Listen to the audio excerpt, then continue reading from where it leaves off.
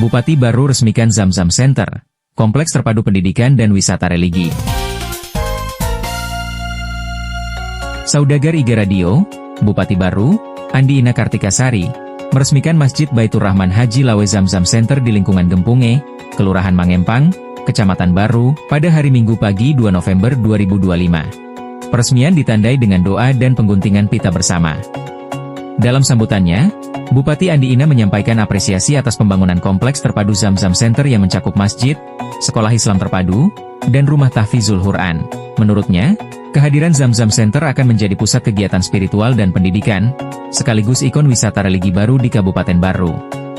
Masjid ini bukan hanya tempat ibadah, tetapi karya keikhlasan yang menjadi kebanggaan masyarakat Baru, ujar Bupati Andi Ina. Ia berharap, kehadiran kompleks terpadu ini menjadi magnet bagi masyarakat untuk singgah dan beribadah, sejalan dengan tagline singgah di Baru. Pemerintah daerah, lanjutnya, siap mendukung setiap inisiatif yang membawa kemaslahatan bagi masyarakat. Pendiri Yayasan Zamzam Al-Ikhlas, Haji Husain Saide, mengungkapkan rasa syukur atas dukungan pemerintah dan masyarakat selama pembangunan Zamzam Center. Ia menjelaskan, kompleks ini menggabungkan fungsi pendidikan, dakwah, dan sosial, serta dilengkapi berbagai fasilitas seperti masjid, asrama tahfiz, klinik, dan area publik.